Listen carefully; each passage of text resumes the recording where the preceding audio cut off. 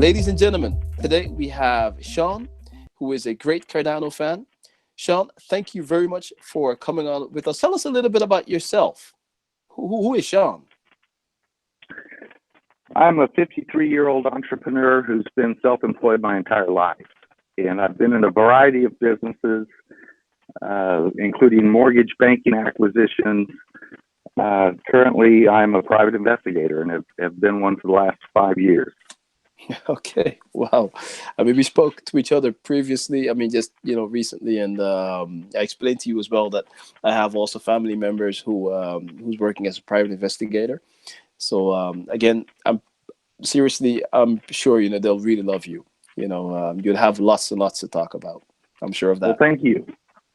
So tell us, how did you get into blockchain and in particular Cardano? Well, I am what's known as a newbie for the most part. It first got my attention back in November of 2017 when I saw Bitcoin rocket to 10,000 and then in December 20,000. And I've been a trader on and off most of my adult life, and something just screamed to me to short Bitcoin. And that's what kind of launched me into investigating and learning about Bitcoin. And the more I found out, I was just absolutely fascinated. I was fascinated by the technology. I was fascinated. I just thought it was an ingenious environment with triple entry accounting. Over the next year, I just spent a significant amount of time investigating, learning, and saw the second generation projects like Ethereum and the whole idea of smart contracts. And I was actually steered to a book called Life After Google. I don't know if you've read that by George Gilder, but I would highly recommend it for anybody that's wanting to learn about blockchain. And it just blew me away. Just the potential to change the world, and so I've been a big fan for 2 years. That really led me to Cardano. I started in the course of my research. I applied for Weiss ratings and their research, and that's how I discovered Cardano. And I've just been, I'm the biggest fan, I can tell you. I'm just a huge fan of Cardano and Charles and his work. Yes, I'm pretty sure the community is going to love this. Definitely. What about Cardano actually attracts you? The peer review, the scientific method approach, using formal methods. I just think it's a no-brainer in something that is so radical that has the ability to empower the individual. That's really what I'm about. I've been a small business person my whole life, and so I guess I'm a libertarian-leaning individual, and I see this as the opportunity. When the internet first came about, and I'm old enough to remember prior to cell phones and the internet, it held the promise of information for anyone. And a lot of people, George Gilder foresaw this years before the internet came about, and started talking about all the benefits that we were going to receive. Today, Fagma or Facebook, Apple, Microsoft, the top 5 tech companies, they virtually control the internet, and the product that they sell is us, right? They're able to monitor every click. Google claims to know more about us than we do about ourselves. Yeah. And I see the magic of blockchain, of reclaiming that, of being able to empower people as individuals to control their own privacy. That is what compels me, and just the whole notion of a internet 3.0 that's decentralized, and all the e-commerce that can happen as a result of that, whether you're wanting to monitor where your coffee beans came from and ensure that that farmer is getting paid a fair price for his product, or whether you're a musician or artist that wants to be fairly compensated and control your own body of work rather than relying on the label, I just think opens up just a wealth of opportunities. Yes, yes, wow. I agree with you 100%. I kind of understand now when you say I am the greatest, yeah, I'm Cardano's greatest fan. I kind of understand you now. You know, when you started, you said, about the whole process, that they go through, from writing the scientific papers, research papers, to putting those papers through a peer-reviewed process, and onto the formal methods, mathematically proving their code to be correct, and even down to the auditing. You know what I mean? That's So exactly right. I believe. I mean, when I heard of Cardano back in 2017 as well, October, November, I I didn't know much, about blockchain. But when I read about what they were about, and I saw the team, I'm like, wait a second, all the PhDs and professors, and you know what I mean? I'm like, I was shocked. I'm like, this team or these guys must be taking this really serious. Um, and then I read about, because yeah, my family were kind of like in a dispute with the government about land property stuff. Then I read that they were creating something for land registration. That really caught my attention. And ever since, I've been giving this project my time and my attention. And yeah, so when you say, fan and understand that, looking at what the project is about and the team behind of it, the investment that they're putting in it. I mean, this is not only a, let's say, I mean, far away from the Vitalik. Vitalik is a smart guy. He knows about Absolutely. programming and stuff, right? But he's not an academic. You know what I mean? That's So right. I would prefer to put my, let's say, my trust in a team who really puts that through a rigorous process, ensuring that the code that they're writing, the software they're writing, is sustainable looking forward, to like the next 30, 40 years, as an example. Life is going to radically change over the next decade. I mean, we've made so much progress over the last 20 years, but I think the next decade and this whole concept of trustless transactions, we're going to see the world tokenized, whether it's real estate or whether it's the music industry, whether it's supply chain. Yes. This is our world is going to change, and I feel like there's so much opportunity there. It's like a moonshot. It's like going to the moon. Well, I can tell you,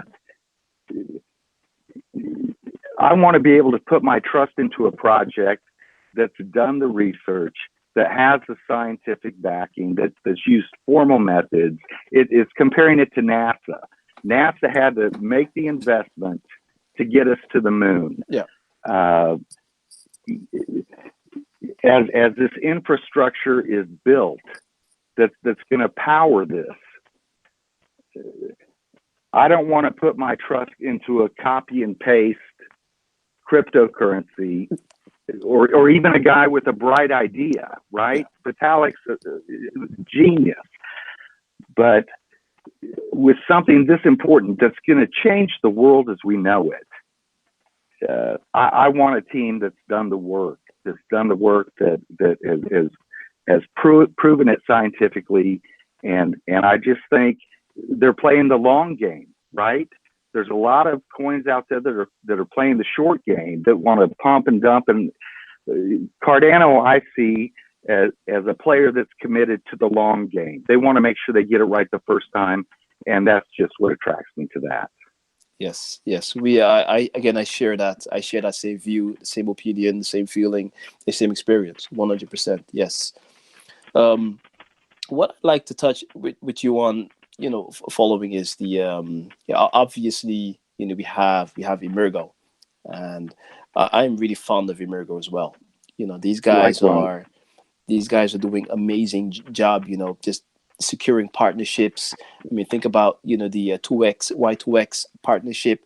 Their the academy that they just started in India, etc. And I really believe that Emergo is living up to their bargain of the deal. When it comes to adding value to ADA holders and being just the commercial arm. What is your thought? What is your feeling? Your thinking of Emergo? I see it in spades. I mean, the progress they're making is just incredible. And whether you're talking about the Tangem agreement or the educational component is huge. If I wasn't so old, I'd learn to code. That's how I'd give my right arm to work for IOHK or Cardano. But at this point in my life, I'm more of a spectator, and my game is trying to pick the technologies that are going to win, pick the technologies that are really going to power this revolution, Makes and a difference. and and I think Amerigo's just been huge in that effort. Yes. Um, I'm not sure if you've been, following their. I mean, obviously, we have Juroi. In a Right, time where, in a time where the IOHK team was more or less kind of like struggling, with Daedalus, and its right. challenges that it had. And you had Emergo, that kind of like sprung up, and did something about that. Came out with a solution, delivered it, Yoroi, and not just anything. I mean, it's really loved by the community. It kind of released a bit slack off the Daedalus team for them to perfect that. And then um, yeah, while these the ADA holders can remain holding their stuff on Yoroi, but they haven't remained just there. I mean, they're constantly working, to perfect the product. And I mean, just recently now, they have the ability to, I think, even keep your ADA on paper wallets. That's why one of the things I really do love Emergo, for that. They really take their part in this whole project very serious, and you see it with everything that they do. And the Ledger wallet integration, I think, was crucial because that's such a widely accepted cold storage. It was a big deal for me. A lot of us uh, are just most comfortable with cold storage, with all the hacks and exchange hacks, and I saw that as a major accomplishment on their behalf as well. Yes, I agree. I agree. I mean, and they continue. I do believe that they're working on more, but yeah, within the next few months, we'll be hearing more and more about those. What about? I mean, we've heard about the what IOHK is also doing, down in Africa with the educational programs of the ladies. I think the 23 women, or I guess it was something like that they trained. And now I guess I think they're also planning on training or setting up something like that for Mongolia as well. I'm like, I, I am just so blown away by their efforts in whether it's Ethiopia or Mongolia. Uh, and I think this is confirmation that I made the right choice because when you talk about adoption or mass adoption, uh, they walk the walk. They are out to change the world. And when you think about the billions of unbanked people in this world, uh, I think they have by far the best strategy for mass adoption. Uh, and they are truly out to change the world. yes. The thing is, I think they're also unique in their approach. You know, I until now I have not seen one other project taking the same approach. Actually going to the unbanked, going into the third world countries, as we at least what we are considered third world countries or emerging markets.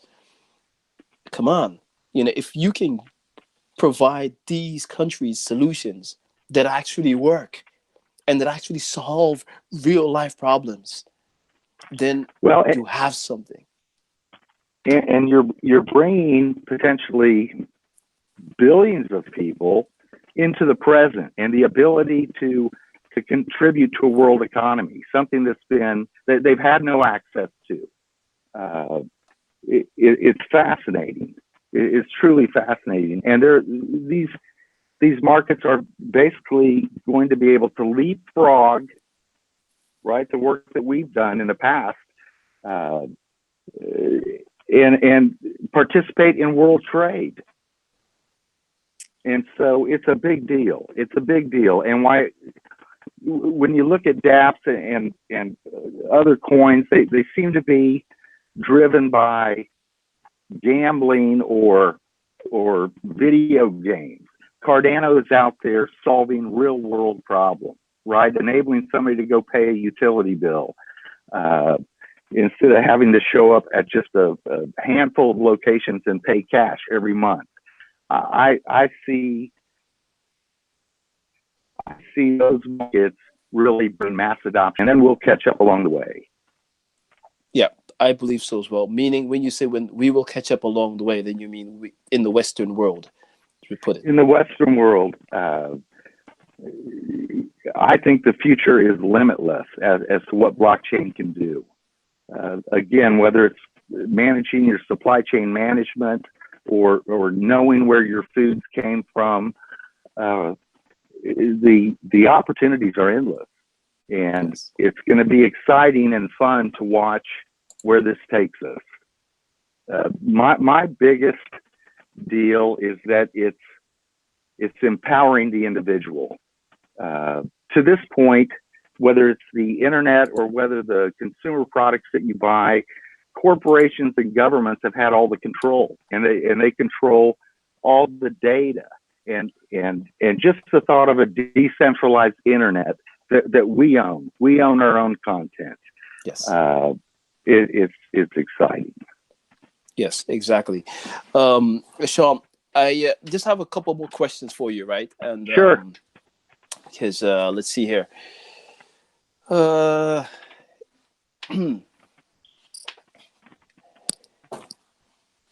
there's still a lot of people who've not heard of blockchain, cryptocurrency, etc. The majority of them are still kind of like stuck at the Bitcoin or Ethereum, etc. And do you think that the Cardano approach, because obviously, the process that they put their development through it's time consuming. It doesn't even it does cost a lot of money, but it's also time consuming. Do you think that all of these other projects will that Cardano will be, how do you say, um, that they will overtake Cardano eventually because they're taking the, let's say, the lengthy process of the writing the academic papers, peer review, forming methods, and then coding. Do you think eventually that all of the others will just surpass Cardano? I don't believe so. We are still in the early days of blockchain technology, and there are a lot of bright people out there with a lot of great ideas.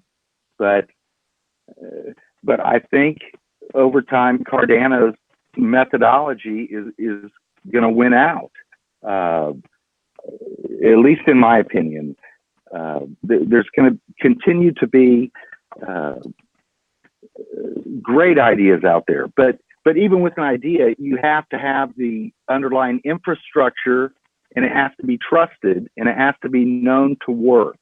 And so I think most of these blockchain projects get ahead of themselves. They've got a great idea, and it's in implementing it that we get hiccups, right? I Yes. mean, EOS, one of the largest IPOs in history, was in a rush to get there, and yet here we are. They're discovering vulnerabilities every couple months. Uh, Tron, any of the others. This is a common thing, and so again, my point is, if we're going to the moon, I want the technology to be proven. I'm not going to jump on the spaceship and take off not knowing whether or not we're going to experience hiccups along the way. Yeah. I think getting the methodology right, Yeah. and again, one of the best things that they do is the peer reviewed and using scientific principles. Let's make sure we get it right.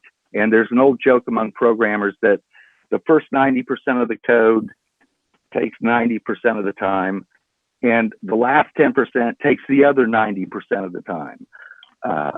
But the point is, I think they're going to get it right, and that's got to be the driving force. Let's get it right. And a lot of people and traders, speculators want to dump on Cardano because of a slight delay in the Shelley release. But if you look back with the proper perspective and just see how much ground they've covered, it's incredible. And if we have to wait a little bit more to get it right, I think it's going to be time well spent. I agree. And I think that there will be many, many others who agree with you as well. I'm sure of that. I would hope so. I'll ask them to comment. Okay, Yes. fair enough. All right.